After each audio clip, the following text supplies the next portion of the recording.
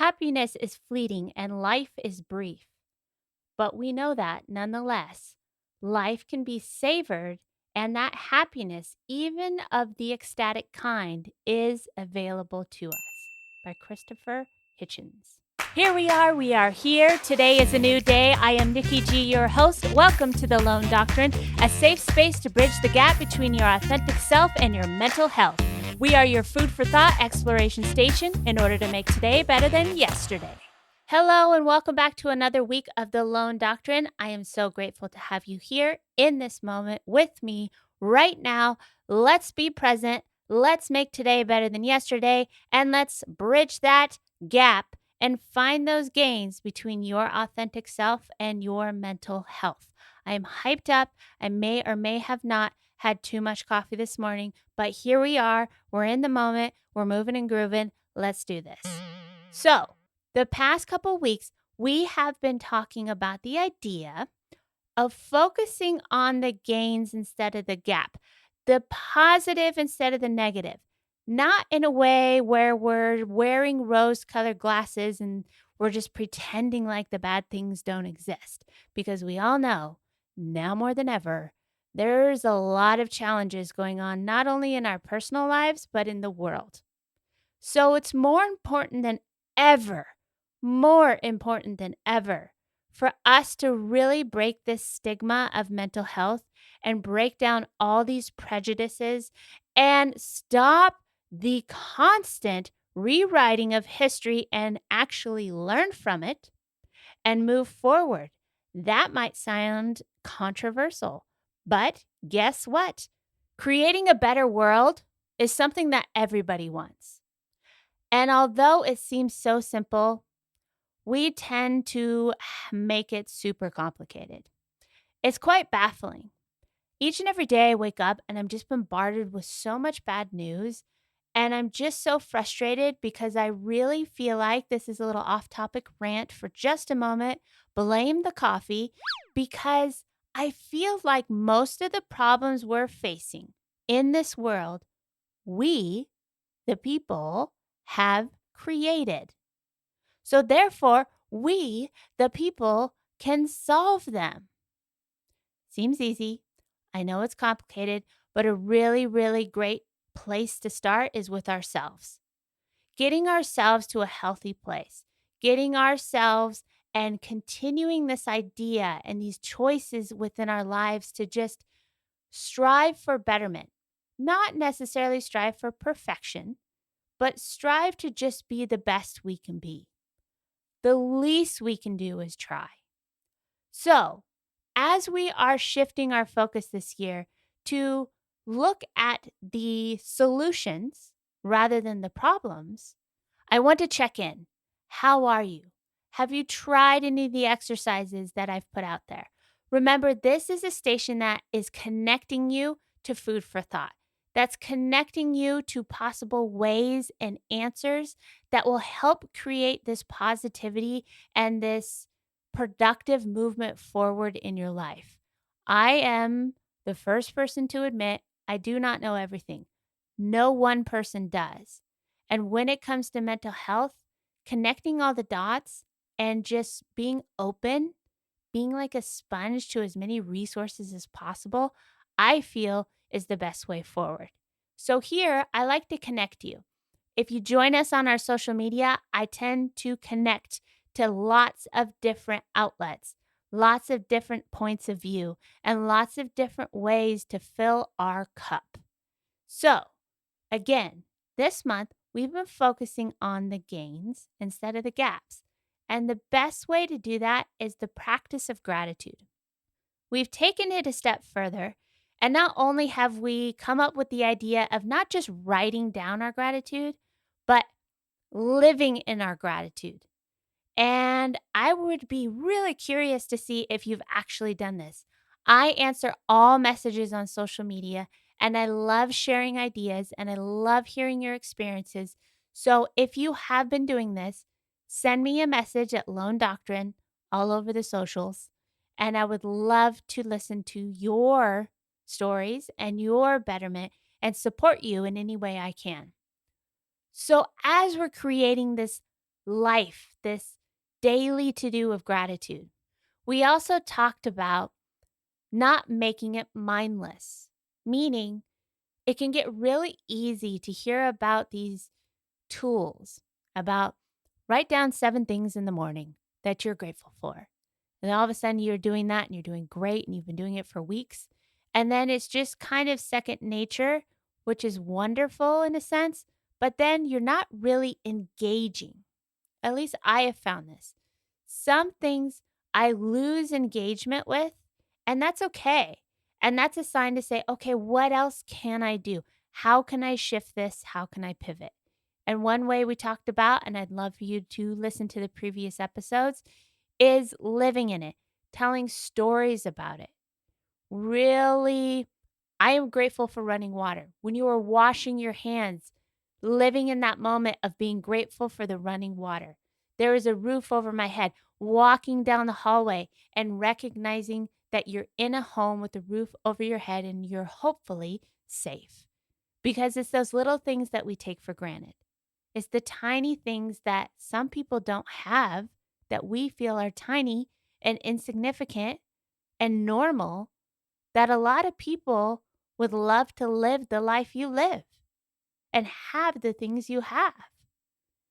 And there's this idea of the pursuit of happiness. And I ended last week's episode with this statement: happiness is fleeting. Happiness comes and goes. That may be hard for a lot of us to hear because most of us grow up in a society where you're always striving for that goal to find that happiness. Well, I'll be happy in that next relationship. I'll be happier when I meet the right person. I'll be happier when I have the right job. I'll be happier when I do this, this, this, and this. I'll be happier when I have this many fans. I'll be happier when I have this many supporters. Literally, it could go on and on and on in our own way for our own lives in many different ways. And the thing is that happiness is an actual emotion, and emotions come and go. If you think about it, would you strive to be angry all the time? Probably not. Granted, that's a little bit harder of emotion to hold, but there's no one emotion that any one of us would want to be sitting in 24/7 without any of the other ones. A lot of people say there is no light without darkness. There is no happiness without sadness. We have this contrast to really understand these emotions better. But the idea that happiness is fleeting is not a new idea. And I'd like to connect you to something and share with you why happiness is fleeting and why that's a good thing by Mind by Design. Now remember, I asked the question before, can you imagine being happy all the time? How would you even know you were happy if you were happy all the time? How would you be able to enjoy your happiness if it was constant? This is why happiness is fleeting. If happiness was permanent, we wouldn't appreciate it. Therefore, the fact that we have problems, obstacles, and struggles in life is good because it makes us appreciate the happy times even more. This is why happiness is such a powerful feeling. It's amazing how happiness can make us feel on top of the world. This can make us feel like we can do anything, conquer anything. It's a very, very powerful state of mind and should be appreciated at that moment in time. Harnessing this feeling can allow us to accomplish so much more in life. We should cherish those moments when we are at the top of the world and feel great and do whatever it takes to hold on to them, but also be okay and content with the idea that it will come and go. So, how do we work with this happiness being fleeting? Because sometimes when you hear that, it's like, oh, it doesn't feel so great because, like, cool, it's going to come and go and then I'm going to be miserable the rest of the time. No, I feel that because happiness comes and goes, we can strive to work to a place to find contentment, to find peace, which I feel is much more powerful and much more sustainable. This is an important lesson we can apply to our lives, not just for our own personal benefit, but for all of society as a whole. Recognizing this concept can have a never ending positive ripple effect on everyone around us. We can help others to accomplish this by encouraging them, because action is contagious, to always be thankful for what we have. Gratitude. There it is again, gratitude.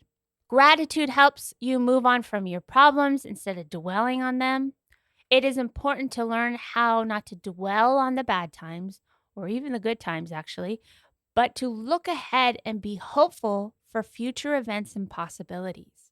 So, this idea of the pursuit of happiness, I feel, is working against us. And to be quite honest, I really feel it causes a lot of people a lot of pain. It's putting this unrealistic expectation that we have to be happy all of the time. And that's not the case. That's not how we work as a human species. Although you feel like it would be nice, I'm not sure you would. Here's something else that I found by Christine Tizard, a psychologist. Ancient wisdom tells us that happiness is a fleeting state, not an arrival at a destination. What then if we think about it in different terms? How about happiness comes and goes just like the tides? At best, happiness is a fleeting emotion, a sensation to be enjoyed while it is here, however short the visit. Sadness, happiness's ugly twin, has the same fleeting visiting pattern. When sadness visits, we have to endure despite wanting to rid of it. Sadness is a fleeting emotion too. Most all our emotions are. Just like other feelings, it will pass. More often, sadness teaches.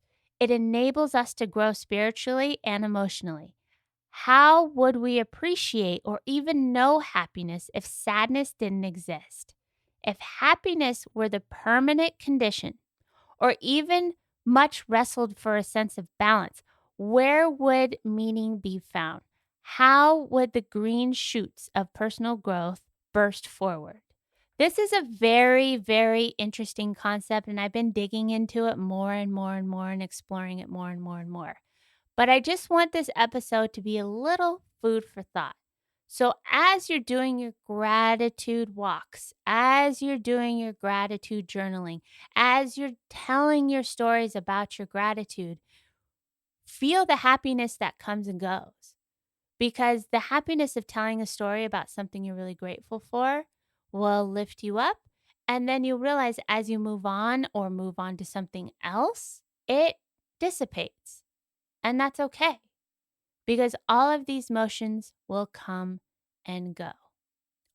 So, as we jump into next month, we're going to take this idea of gratitude and move it into a place of not only continuing to focus on the gain rather than the gap, but also focus on the idea of finding peace, of finding calm, of finding contentment, and allowing our cup to be so full that our foundation from where we function on is so strong that when those bad times come, we have just that much more to be able to push through. So again, join me on social media. Join me at patreon.com/Lone Doctrine. I would love to see you there. I would love to support each other, because together we are better. And as always, keep fighting the good fight.